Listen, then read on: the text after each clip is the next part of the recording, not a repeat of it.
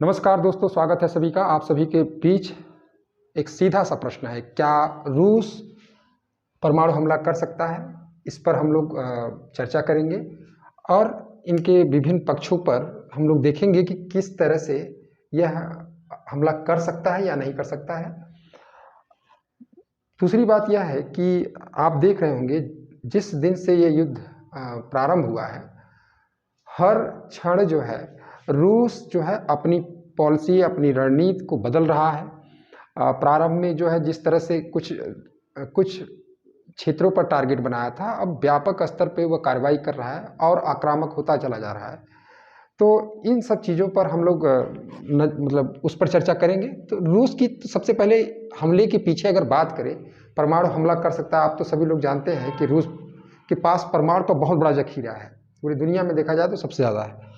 तो अगर रूस की चिंता देखी जाए तो रूस का ये कहना है, उसकी बातों से ये लग रहा है कि अगर उसकी योजना में किसी की भी दखल होती है, यानी कि वह रूस अगर यूक्रेन पर हमला किया है, तो उसके पीछे वह तर्क दे रहा है कि यह अपनी आत्मरक्षा के लिए, रूसी जातियों की रक्षा के लिए यह इस तरह से कर रहा है।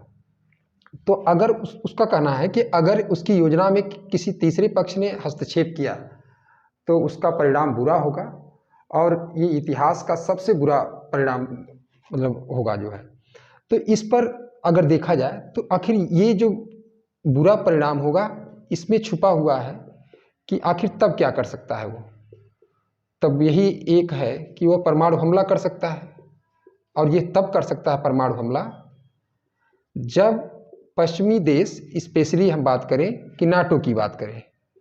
नाटो जो सैन्य संगठन है, पश्चिमी देशों का जो मतलब अमेरिका है, कनाडा है, यूरोपीय यूनियन की कई कंट्री हैं, यानी कि 30 देश हैं इसमें नाटो में 30 सदस्य देश हैं।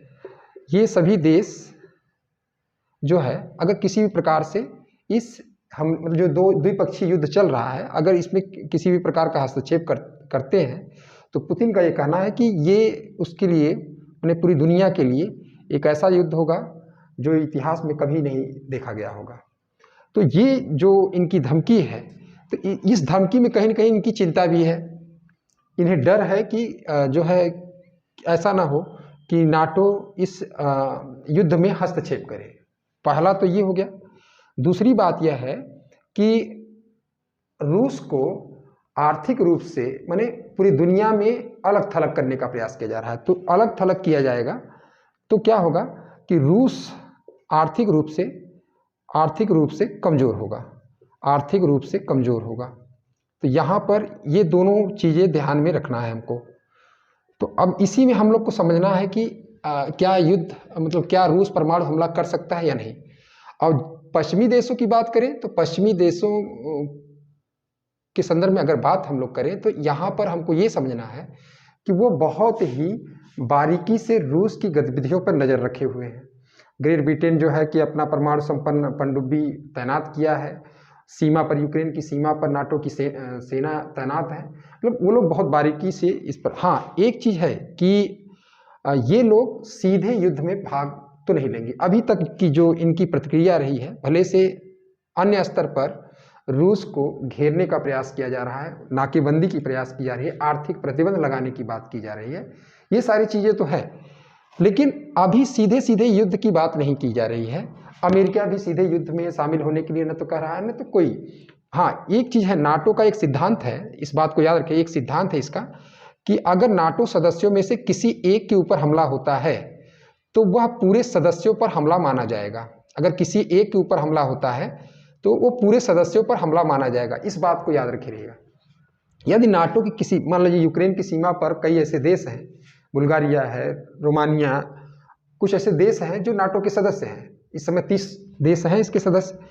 अब अगर उनमें से किसी पर हमला हो जाता है या मतलब रूस के द्वारा अपनी जो सैन्य कार्रवाई कर रहा है उस दौरान अगर उन देशों में किसी भी प्रकार से नुकसान होता है सैन्य कार्रवाई के दौरान, तो वो अगर रूस के खिलाफ युद्ध की घोषणा कर देते हैं तो नाटो उसमें शामिल हो सकता है।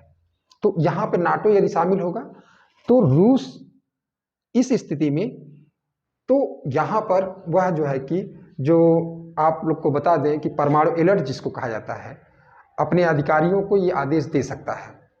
मतलब हालांकि वह पूरी तरह से जो परमाणु हथियार होता है वो ज़्यादातर मामलों में राष्ट्र प्रमुख के हाथों में होता है, उसकी बटन उसी के हाथ में होती है, सीधी सी बात, चाहे किसी भी देश में हो उसी के हाथ में होती है।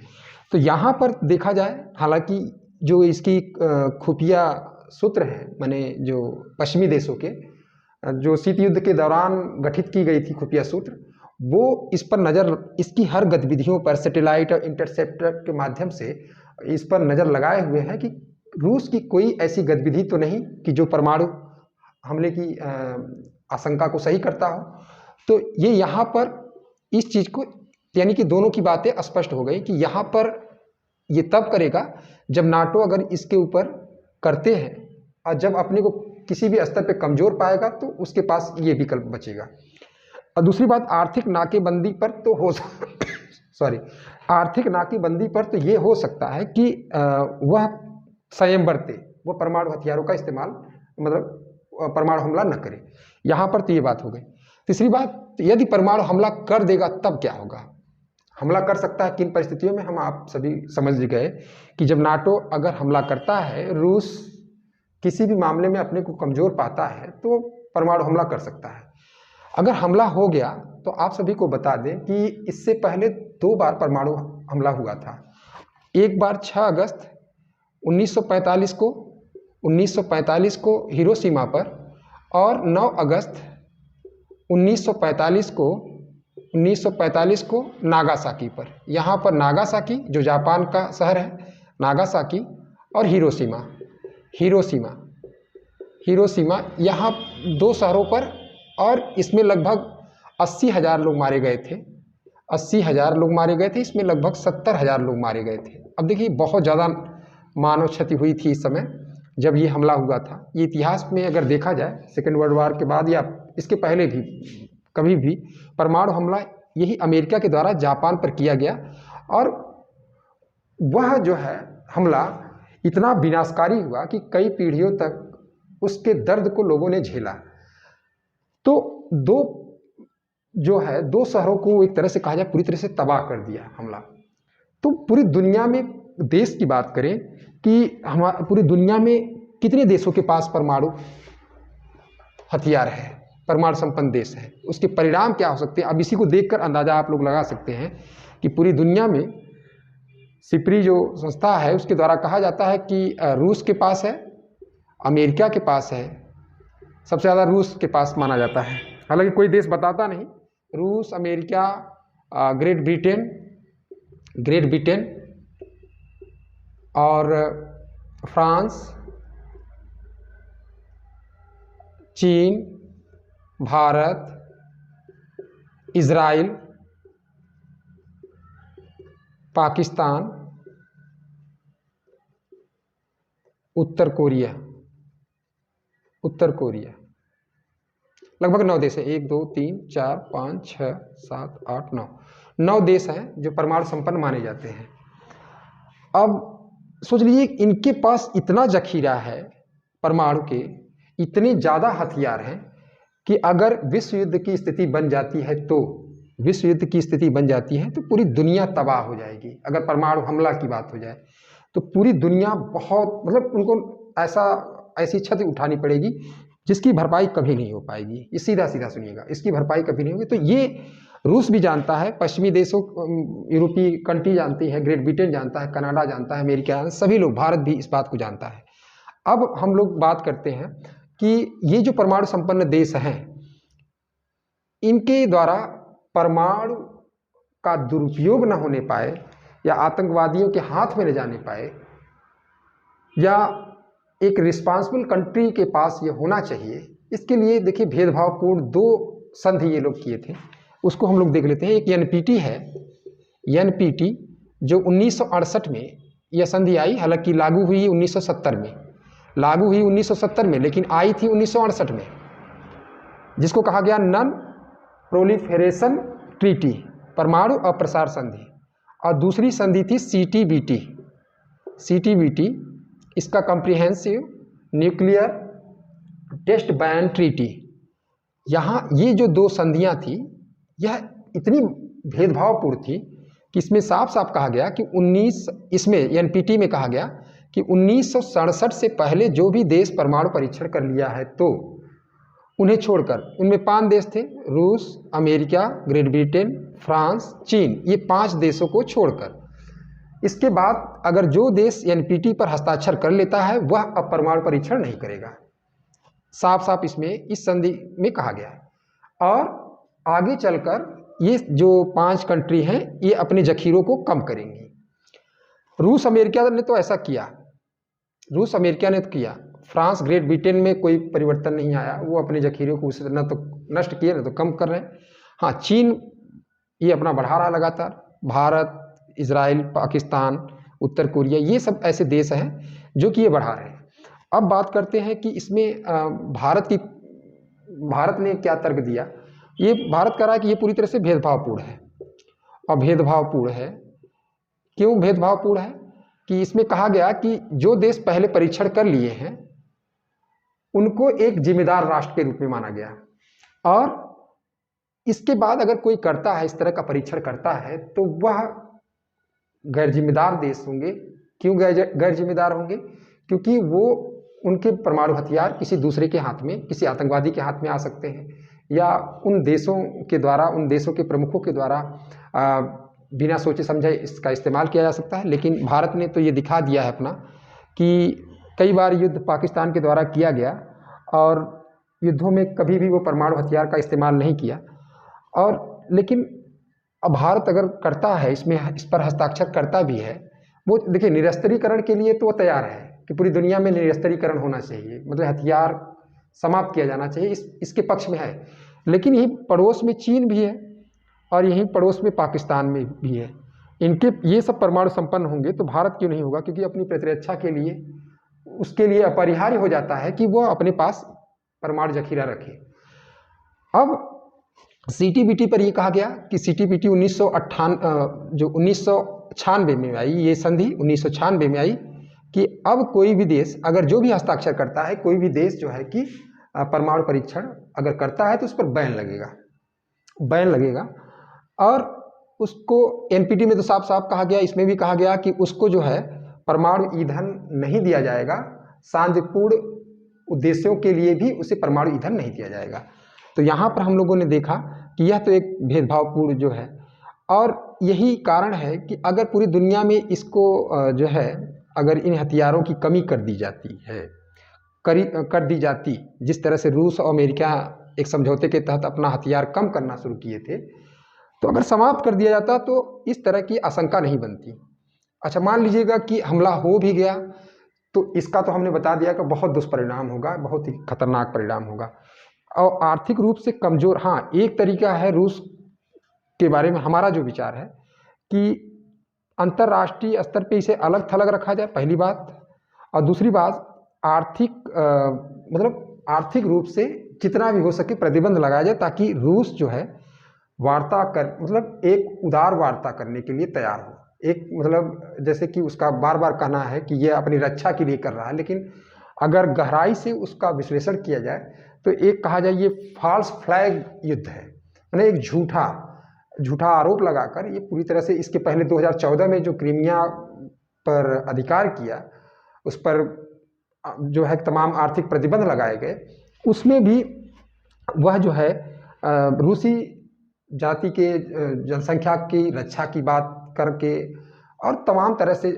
लेकिन अब तो ये सभी लोग जानते हैं कि यूक्रेन के मामले में जो उसने कहा कि यूक्रेन का विस्तार, नाटो का विस्तार रूस के पड़ोस तक नहीं होना चाहिए, और कह रहा है कि अगर इस तरह से होता है तो इसकी सुरक्षा और एकता, अखंडता, संप्रभुता खतरे में होगी, और इसलिए जो है कि इस तरह से। तो हम लोग अगर पूरे को देखा जाए तो क्या रूस परमाणु हमला कर सकता है?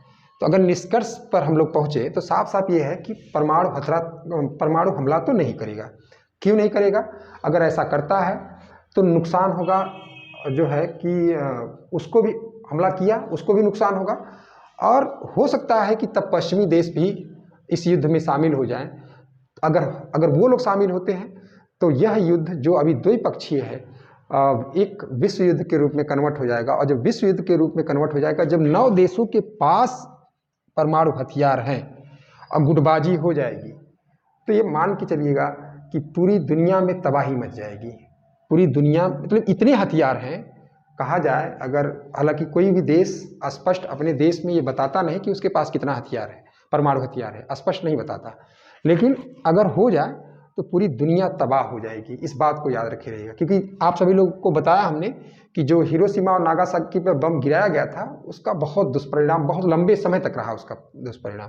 इस बात से तो रूस भी परिचित है, मतलब इससे तो वाकिफ भी है और पश्चिमी देश भी इससे वाकिफ है। तो ऐसा तो नहीं होगा, ये बिल्कुल अंतिम विकल्प होगा जब किसी देश के अस्तित्व पर ही खतरा आ जाएगा, या अगर मान लीजिएगा कि पुतिन की सम्मान की बात आ जाए कि अंतर्राष्ट्रीय स्तर पे किसी तरह से रूस ने जो है कि अपनी ताकत को स्थापित किया और अब सम्मान की मतलब 1991 के विघटन के पश्चात रूस को एक अलग तरह से लोग देख रहे हैं। तो अगर यहाँ मतलब इस तरह से आ जाए कि उसके सम्मान में कमी आ रही है या अंतर्राष्ट्रीय स्तर पर उसकी जो श्रेष्ठता है या उसकी ताकत कम करके आंकने की जब नौबत आ जाएगी तो हो सकता है कि वो परमाणु हमले का वो करेगा। लेकिन यह तभी होगा, और आप सब जानते भी हैं कि यूक्रेन पे जो अभी तक हमला हो रहा है, मतलब युद्ध चल रहा है यूक्रेन के साथ और रूस के बीच जो चल रहा है, उसमें अभी तक जो है कि रूस का पल्ला भारी है, ये सभी लोग जानते हैं, और भारी रहेगा। क्योंकि रूस की जहाँ तक बात है, रूस सैन्य ताकत के मामले में बहुत कम देश, आप अमेरिका की बात कर सकते हैं, कुछ हद तक जो है चीन की बात कर सकते हैं, यही लोग इसके स्तर पे ठहरते हैं। तो कोई भी ताकतवर, सैन्य रूप से ताकतवर देश इससे भिड़ना नहीं चाहेगा, ना ही यह पुतिन परमाणु हमले का जो है कि मतलब इस तरह की कोई आशंका है। लेकिन जो बयान दिए हैं उसके आधार पर लोगों को आशंका है, तो वह बयान जो है कि हो सकता है एक धमकी हो, एक मतलब धमकी के रूप में हो कि अगर आप ऐसा करते हैं तो हम परमाणु हथियार का इस्तेमाल कर सकते हैं। तो इसी वजह से जो है आप लोग देखिएगा कि लगातार भविष्य में भी मुझे जहाँ तक लग रहा है कि यह परमाणु हमला नहीं होगा। युद्ध के बाद बातचीत के माध्यम से दोनों पक्ष बाद में सहमत होंगे किसी संधि पर और ये युद्ध समाप्त होगा। और इसमें इजराइल देख रहे हैं, दो देशों के बीच जो है कि किस तरह से दोनों के बीच अच्छे संबंध हैं और इजराइल जो है बराबर चाह रहा है कि ये युद्ध किसी तरह से रुके। हालांकि इजराइल ही नहीं चाह रहा है, पूरी दुनिया ये चाह रही है कि ये युद्ध रुके और अंतर्राष्ट्रीय स्तर पे प्रयास भी किया जा रहा है। तो आप सभी को लोगों को मुझे जहाँ तक लगता है समझ में आ गया होगा। ये दो संधियाँ याद रखी रहेगा, ये 1968 में आई थी एनपीटी और 1970 में लागू हुई, और इसमें साफ साफ कहा गया कि 1967 से पहले जो भी देश परमाणु परीक्षण कर चुके हैं उनको छोड़ जो भी नए देश अगर परमाणु परीक्षण करते हैं और इस संधि पर हस्ताक्षर किए हैं तो उन पर जो है कि परमाणु ईंधन उनका रोक दिया जाएगा, चाहे वो शांतिपूर्ण उद्देश्य के लिए ही क्यों न कर रहे हो। जो एनएसजी जिसको बोलते हैं न्यूक्लियर सप्लाई ग्रुप, तो और सीटीबीटी पर सीधा सीधा कहा गया कि अगर इस हस्ताक्षर कोई करता है तो पूरी तरह से प्रतिबंधित कर दिया जाएगा। तो इस तरह से हम लोगों ने देखा, भारत 2 बार कर चुका है, 1974 1998 में, और 1998 का वो सफल माना जाता है। तो हम इस पर जो है नहीं, लेकिन ये जान लीजिएगा कि आप सभी लोग को मुझे जहाँ तक लगता है कि अच्छे से समझ में आ गया कि परमाणु हमला अगर लास्ट में अगर एक लाइन में बोला जाए कि परमाणु हमला तो नहीं होगा। अब ये पूरे मानव जाति के लिए भी अच्छा होगा, परमाणु हमला नहीं होगा तो पूरे मानव जाति के लिए अच्छा होगा। तो धन्यवाद। आप सभी लोगों से हम एक चीज़ कहना चाहते हैं कि अगर आपको अच्छा लगे तो कमेंट कर दीजिएगा और ज़्यादा से ज़्यादा आप सभी लोग शेयर करिएगा। तो नमस्कार, जय हिंद, जय भारत।